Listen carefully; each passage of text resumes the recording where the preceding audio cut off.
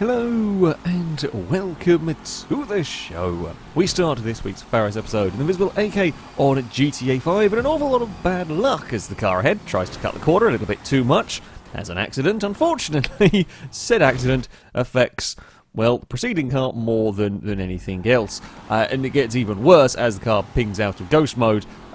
Just wrong place, wrong time. Ends up in the drink twice in a few seconds. Stevie also not having much luck, this time being managed to get carried on their roof towards a corner. Yep, that's not the normal way you manage to make it to the turn.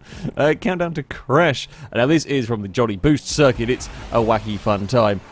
Normally, let's face it, the Panto gets a boost pad before doing a number of backflips, somehow managing to get fired. I'm not quite sure how it got boosted in the way that it did on that one, but got fired up into space and is then parked. I'd say fairly well parked at that particular moment in time.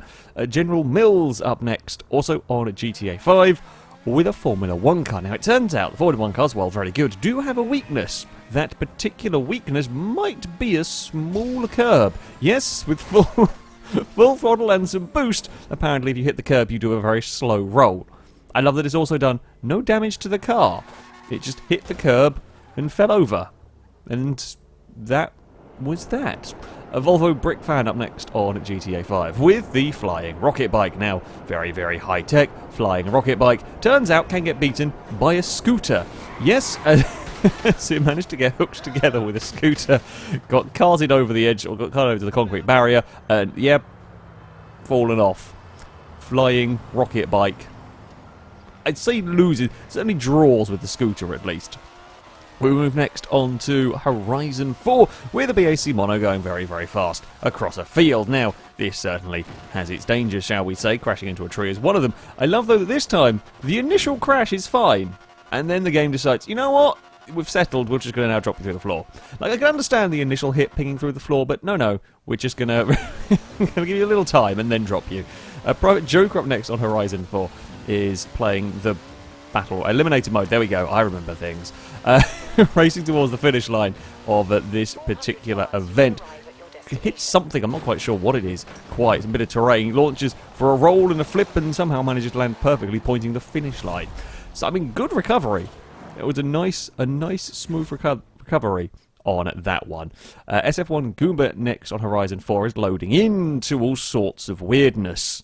I mean, there is a multitude of colour-changing cars. Vehicles are pinging in and out of one another. Vehicles are teleporting around. At this moment in time, the Mazda's a little bit of a submarine going on briefly. The BMW, I mean, it's a little bit like I've seen, you know, the little jittery, like the BMW there that was leaving. Little jittery makes sense, perhaps. Also, there's just a random car going back onto the road. But that's some quite impressive kind of lag weirdness. Traffic did not know what to do.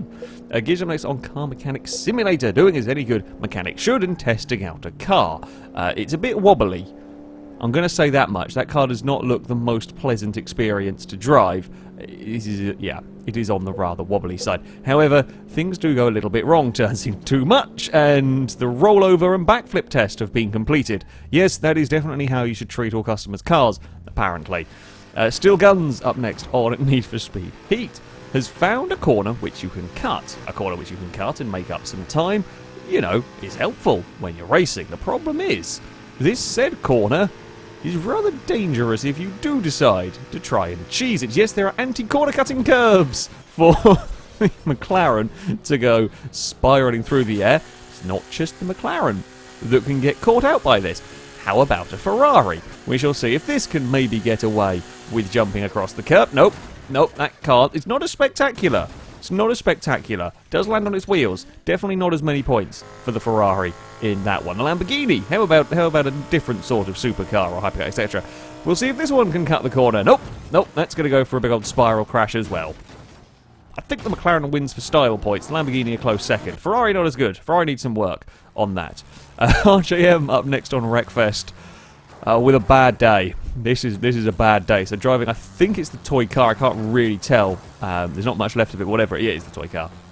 Either way, it's got wedged in the front of a bus and can't actually get away. Can't steer away, can't drive away because I guess like the player model, the hitbox of the car is wedged in the front of the bus. So it's going to go wherever the bus wants to go. I think it got pushed across the finish line or got wrecked, one or the other. I think race timed out. Either way, made it to the end. Shooter Bud up next on Just Cause 4, driving around with a tank. An enemy leaves a base, and well, that's no tank for them.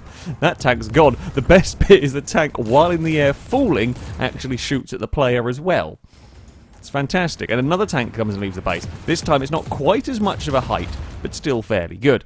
And finally we have Thieves on Grid 2. Now this is very difficult to see. It's very quick what happens. However, yeah, a random car spawns in going the wrong way and then smacks into the AI racing. I don't know. I've played a fair bit of Grid 2. I've never seen that happen. I don't know why that happened, but it's not what you want. That's definitely not what you want in the middle of your race. But there we go. That is going to be it for this week's episode. As ever, if you have clips you'd like to submit to this series, you can via our forums. There'll be a link in the description. At the very top of the page is the FailRace clips submission section, and in there you can find all of the rules and how to submit them. That, though, is going to be it from me. Thank you all very much for watching, and until next time, a goodbye.